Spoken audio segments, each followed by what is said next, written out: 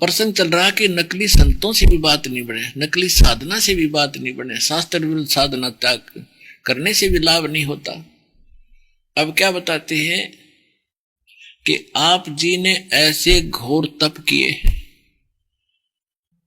एक प्रियव्रत नाम के राजा थे और उन्होंने 11 अरब वर्ष तक तप किया और फिर उस तप के बदले में 11 अरब वर्ष ही उसको राज्य दे दिया। अपनात्मा ये अध्यात्म मार्ग है, इसमें आपको बहुत सी शंकाएं आऊंगी क्योंकि अध्यात्म ज्ञान अपने पास रहा नहीं था, अब दया करी जाता है। इसमें शंका में ना पड़ना कि 11 अरब वर्ष तक कैसे तप किया, कैसे राज किया। यह सृष्टि कोई आज की नहीं है और इस चक्कर में ना पड़ना। आप सिर्फ ये समझो कि उसने इतना तप किया और तप के बदले में फिर राज्य मिला उतने ही समय के, आप इतना ही पर्याप्त समझो। तो जब उसने 11 अरब वर्ष तक तप कर लिया, उसके बदले में राज्य मिल गया। राज्य जब उसको मिल गया और अंत समय उसका वो 11 अरब वर्ष भी खत्म होने थे, तो होने क्योंकि यहाँ तो चक्कर चल रहा है, रोज सूर्य उदय होता, अस्त होता, उदय होता, अस्त होता, ये अंत तो है नहीं। इसका अंत होगा तो बाद की बात है, लेकिन हमारे जीवन के लिए तो बहुत है ये। तो वो अंत आया, यम के दूत कहने लगे चल भाई प्रियव्रत खड़ा हो राजा। अब उसने देखा कि तो भाई सारा राजपाट ठाठ पाठ सारे जाएंगे, मर गया तो जाए, बहुत बुरी बनी। हाथ जोड़ता कि यमदूतो मुझे कुछ समय और दे दो, कि खबरदार एक सांस नहीं, हम गिनने लग रहे तेरे सांस कितने शेष रह रहे, खबरदार जो एक सांस भी दिया था आगे धर लेगे, उठा लेगे। धर्मराज के सामने, न्यायाधीश के सामने खड़ा कर दिया। न्यायाधीश कहने लगा भाई डले डोका आ गया। कहां जी डले डोका आ गया।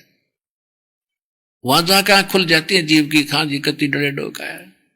धर्मराज ने कहा कि 11 अरब वर्ष तक तूने तप किया था, 11 अरब वर्ष तक तुझे राज्य दे दिया और इतने में तूने कोई भक्ति करी नहीं। तो वो कहता जी एक मनुष्य जीवन और दे दो। बेटा गई हाथ तो बात ही बताए, अब नहीं मिलेगा, अब चल गधे की योनि में डायरेक्ट सीधा।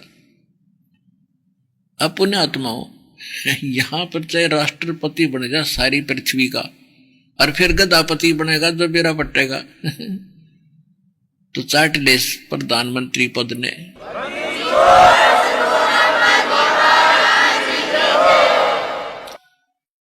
परमात्मा कहते हैं भूल पड़ी बहु भारी संतो, भूल पड़ी बहु भारी ताते भटक मरी संसारी।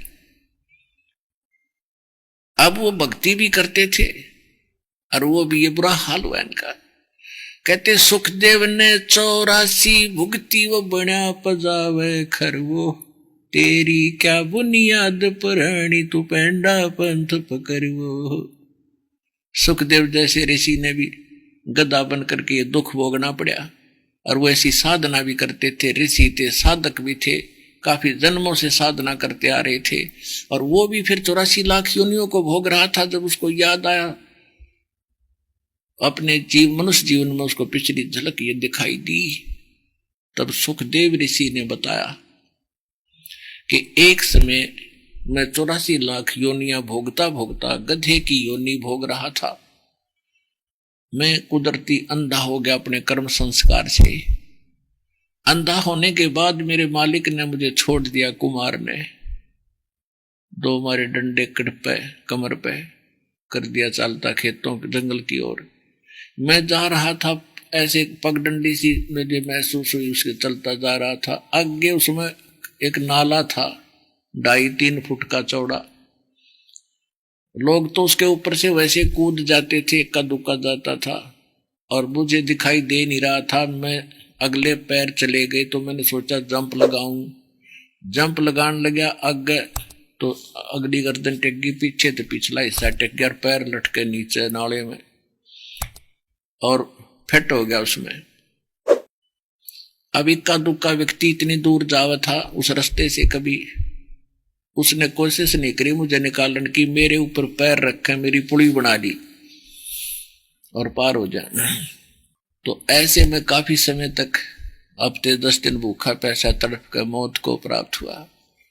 तो यह परमात्मा कहते हैं सुखदेव ने 84 भुक्ति, 84 माने 84 लाख दुख ठाने पड़े बगैर सत भक्ति के, और भक्ति भी करते थे वो 3 लोक की करते थे, इस ब्रह्म तक की करते थे। ये तो ऋषि थे, ब्रह्म की साधना करते थे, और फिर विष्णु जी की साधना करते हैं जब उनकी वहां से पहुंच खत्म हो ले है। तो ये साधना करते करते करते इस साधना से सुखदेव जैसे ऋषि के साथ ये बीती, और तेरी क्या बुनियाद पुरानी।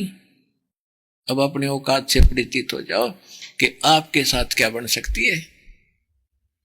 सुखदेव ने 84 भुक्ति बना पजावे खरवो, तेरी क्या बुनियाद पुरानी, तो पेंडा पंथ पकड़वो हो। कौन सा पेंडा, कौन सा पंथ, कौन सा वे ऑफ वर्शिप पकड़ो, कौन सा मार्ग पकड़े जो परमात्मा स्वयं आकर बताते हैं।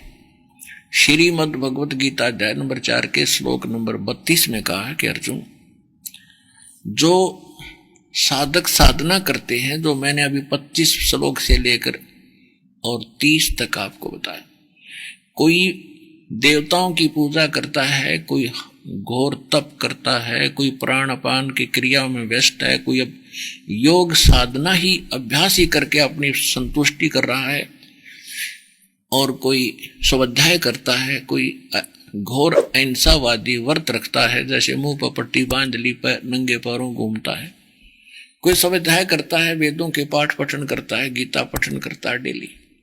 तो ये सभी अपनी अपनी साधनाओं को श्रेष्ठ मान रहे हैं, अपनी साधनाओं को पापनाशक जानते हैं, लेकिन यथार्थ ज्ञान धार्मिक अनुष्ठानों का परमात्मा ही बताता अपने मुख कमल से बोल के 4 अध्याय के 32वें श्लोक का। और वो ज्ञान तत्वदर्शी संतों के पास होता है। 4 अध्याय के 34वें श्लोक में कहा कि उस ज्ञान को तू, 4 अध्याय के 33वें श्लोक में कहा कि अर्जुन, इस द्रव्य में यज्ञ से, बेमतलब की आंख मीच के भंडारा करवा देना, कोई कंबल बांट देने, कहते इस द्रव्य में यज्ञ से, धन से होने वाली साधना के अतिरिक्त से जो है ज्ञान यज्ञ श्रेष्ठ है। वो ज्ञान सुन पहले तू तत्वदर्शी संतों की खोज कर। तो यहाँ गीता अध्याय नंबर 4 के श्लोक नंबर 34 में कहा है कि उस ज्ञान को जो भगवान खुद बताता है, अपने मुख कमल से बोलता आकर के, उसको तत्वदर्शी संतों से पूछ, मैं नहीं जानता। गीता ज्ञानदाता कहते हैं। यदि जानता होता तो एक अध्याय और लिख देता, वो जानता नहीं इस मार्ग का। तो इसलिए परमात्मा आते हैं, अपना ज्ञान बोलकर चले जाते हैं, फिर अपना दास भेजते हैं उस ज्ञान को आके अपने बच्चों तक पहुंचाने के लिए। तो 600 वर्ष पहले भगवान आए थे, और अब ये दास भेज रखा है इस ज्ञान को आगे पहुंचाने के लिए, आप तक पहुंचाने के लिए। वो कंप्लीट कोर्स है।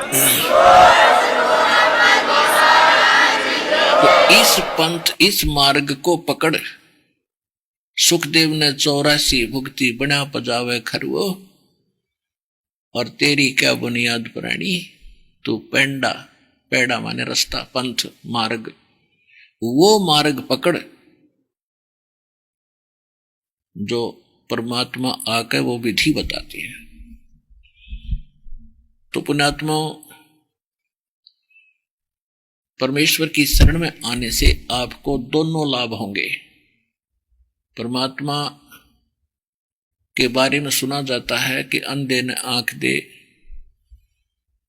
और कोढ़ीन को काया, निर्धन को धन देता है परमात्मा, और बांझ को पुत्र देता है, यानी सर्व सुख देता है। ये कठिन से कठिन काम है, अंधे को आंख देनी, बांझ को पुत्र देना, निर्धन को माया देना, कि उसके भाग में नहीं मिलेगी कैसे उसको। तो उसके लिए परमात्मा ने अपना विधान बनाया है, सारा विधान उसने बनाकर छोड़ दिया। अब परमात्मा ने एक विधान बना रखा है कि जो व्यक्ति अपने संस्कार वश जो कुछ भी प्राप्त कर रहा है, वो तो उसका प्रारब्ध है, प्रारब्ध कर्म है उसके। तो दुख है उसके प्रारब्ध कर्म में, किस्मत में, तो वो भी भोगने पड़ेंगे। और जैसे सुख है उसके प्रारब्ध में, तो उसको मिलेगा ही मिलेगा, उसमें कोई अड़चन नहीं पैदा होगी। लेकिन अब प्रारब्ध में आ गया टांग कटेगी तो कटेगी, प्रारब्ध में लिखा आंखें फूटेंगी, अंधा हो गया, प्रारब्ध में लिखा कि कैंसर होगी, भोगो अपनी।